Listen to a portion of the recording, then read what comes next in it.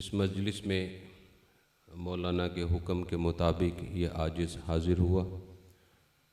اور اس ببرکت محفل سے اللہ تعالیٰ کی جو خاص تجلیات اور رحمتوں کا ظہور ہو رہا تھا اس سے اللہ تعالیٰ نے کچھ حاصل کرنے کی توفیق بخشی۔ اس مجلس میں اپنے شیخ مکرم حضرت مولانا حافظ محمد ناصر الدین خاکوانی دامت برکاتہم کے پاس ایک مجلس میں حاضری ہوئی تھی، تو حضرت فرمانے لگے کہ آپ کو ایک گر کی بات بتاؤں، تو ساتھیوں نے عرض کیا کہ حضرت ضرور ارشاد فرمائیں۔ فرمانے لگے کہ ایک حفظ کے استاد ہیں، حضرت نے نام ان کا لیا، میرے ذہن میں اس وقت نہیں ہے، تو ان کے پاس ایک حافظ صاحب آئے، پرانا انہوں نے قرآن حفظ کیا تھا، تو آ کر عرض کرنے لگے کہ حضرت مجھے قرآن کچا ہو گیا ہے، تو مجھے کوئی نصیحت فرما دیں کہ میں کیا کروں۔ تو انہوں نے فرمایا کہ لگتا ہے کہ آپ کا اپنے استاد کے ساتھ جو رابطہ ہے وہ کمزور پڑ گیا ہے۔ آپ کا اپنے استاد کے ساتھ جن سے آپ نے حفظ کیا کوئی رابطہ کمزور ہے، اس رابطے کو مضبوط کر لو،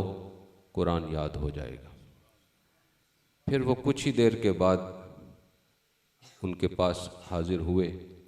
اور عرض کیا کہ حضرت مجھے قرآن جو ہے وہ یاد ہو گیا ہے۔ دوسرا،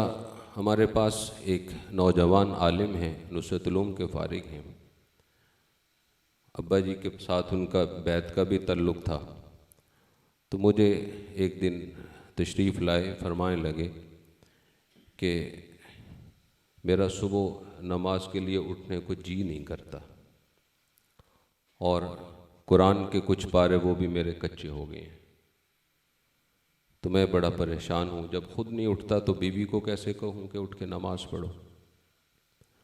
تو میں نے عرض کیا کہ مولانا آپ نے اپنے مسئلے پر غور کیا کہ مسئلہ کہاں پر پیدا ہوا، کہ آپ کا دل نہیں کرتا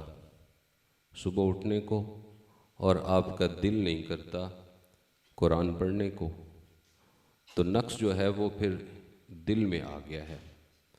تو آپ ایسے کرو کہ اپنی توبہ کو تازہ کرو اور ذکر کا کچھ معمول کرو کچھ دن، اس کے بعد پھر بتانا۔ تو خیر انہوں نے وہ بیعت کی توبہ بھی کر لی، اور کوئی مہینے ڈیڑھ کے بعد پھر ان کا فون بھی آیا، ملاقات کے لیے بھی تشریف لائے، تو وہ فرمانے لگے کہ اللہ کا شکر ہے کہ اس ذکر کی برکت سے صبح اٹھنے کی توفیق بھی مل جاتی ہے، اور جو میرے قرآن کے سپارے کچے تھے وہ بھی الحمدللہ پکے ہو گئے ہیں، اور صبح اٹھنے میں بھی کوئی تکلیف نہیں ہوتی، اللہ کا شکر ہے۔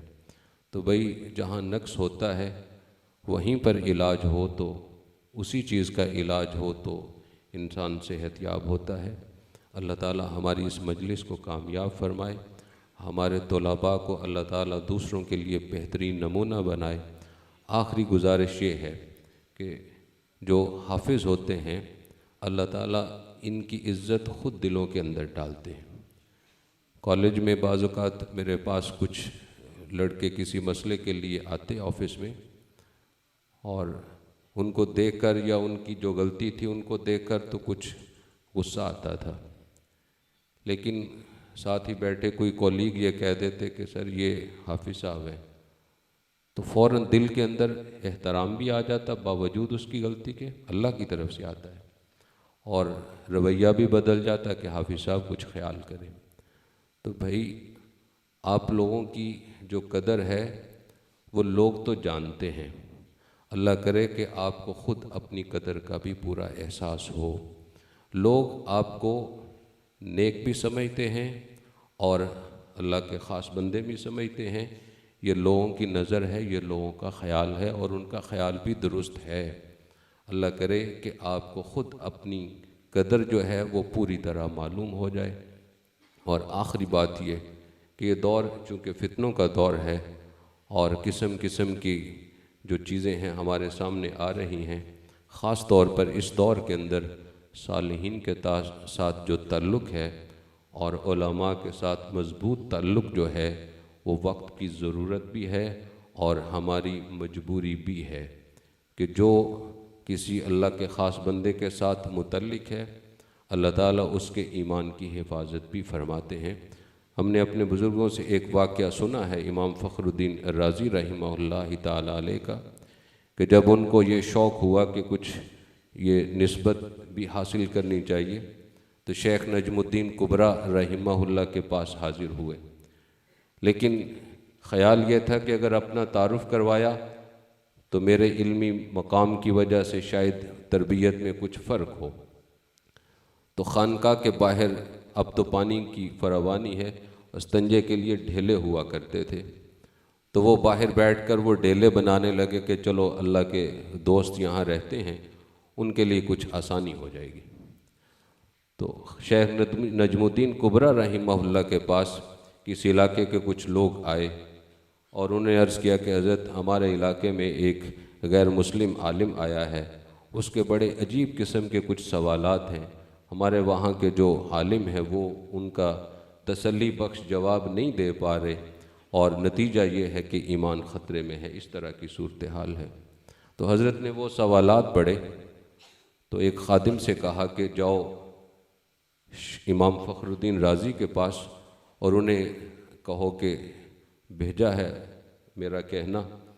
کہ اس کے پیچھے ان سوالات کے آپ جواب لکھ دیں۔ اب وہ خادم خانقاہ سے نکلا، راستے میں ایک شخص دیکھا ڈھیلے بنا رہا ہے تو پاس سے گزرنے لگا، اس نے بلا لیا، پوچھنے لگا یہ کاغذ کیا ہے؟ کہا جی حضرت نے بھیجا ہے، یہ کچھ سوالات ہیں، اور حضرت نے فرمایا کہ امام فخر الدین رازی کے علاوہ کوئی ان کے جوابات نہیں دے سکتا، تو انہیں کہو کہ ان کے آپ جواب لکھ دیں۔ کہا دکھاؤ تو صحیح، وہ سوالات دیکھے اور ان کے جواب اس کاغذ کے پیچھے جو بھی تھا لکھ دیے۔ وہ خادم واپس آیا، حضرت آپ تو فرما رہے تھے کہ فخر الدین رازی کے علاوہ کوئی ان سوالات کا جواب نہیں دے سکتا، تو ان کے جواب تو وہ جو باہر وہ ڈھیلے بنا رہا ہے خادم بیٹھا ہے وہ اس نے ان کے جواب لکھ دیے۔ تو حضرت نے سوالوں کے جواب دیکھے، فرمایا رازی کے علاوہ کوئی جواب دے نہیں سکتا، اس کو بلاؤ۔ جب بلایا، ملاقات ہوئی تو فرمایا کہ رازی ایسے کیوں آئے ہو، ایسے تم کیوں آئے ہو، اپنا تعارف کیوں نہیں بتایا؟ تو عرض کیا حضرت میرے دل میں یہ بات تھی کہ شاید میرے علمی تعلق کی وجہ سے آپ میرا لحاظ کریں اور جو تربیت ہے وہ نہ ہو سکے۔ پھر حضرت کے پاس رہے، وقت گزر گیا، جب حضرت کا آخری وقت آیا امام فخر الدین رازی رحمہ اللہ تعالیٰ علیہ کا، تو یہ آخری وقت جو ہوتا ہے مشکل ہوتا ہے۔ اللہ تعالیٰ سب کے ایمان کو سلامت رکھے۔ تو شیطان اس وقت آ گیا، کہنے لگا کہ رازی خدا ہے، کہا ہے کوئی دلیل؟ تو انہوں نے جو دلیل دی وہ رد کر دی، ظاہر ہے اس کے پاس بھی علم ہے جیسا بھی، تو جو دلیل دیں وہ رد کر دے، جو دلیل رد کر دیں۔ تو اللہ تعالیٰ نے یہ منظر منکشف کر دیا شیخ نجم الدین کبریٰ رحمہ اللہ کے اوپر، اور یہ منظر منکشف ہو جاتے ہیں اگر اللہ تعالیٰ چاہیں تو، درمیان کے پردے اٹھ جاتے ہیں، ایسا ہو سکتا ہے۔ تو یہ منظر اللہ تعالیٰ نے شیخ نجم الدین کبریٰ رحمہ اللہ پر ظاہر کر دیا۔ تو آپ وضو کر رہے تھے، ان کے تذکرہ نگار یہی لکھتے ہیں، تو آپ نے غصے میں آ کر کہا کہ رازی یہ کیوں نہیں کہتے کہ اللہ کو بغیر دلیل کے مانتا ہوں، اللہ کو بغیر دلیل کے خدا مانتا ہوں، بس یہ کہا اور وہ شیطان دفع ہو گیا، ایمان سلامت رہ گیا۔ تو صالحین کے ساتھ جو نسبت ہے وہ اس جہاں میں بھی کام دیتی ہے اور آگے بھی انشاءاللہ یہ نسبتیں کام آئیں گی، اور ہماری اساس یہی نسبتیں ہیں ان علماء کے ساتھ، اپنے بڑوں کے ساتھ۔ اللہ تعالی ہماری ان نسبتوں کو سلامت رکھے۔ وآخر دعوانا الحمدللہ رب العالمین۔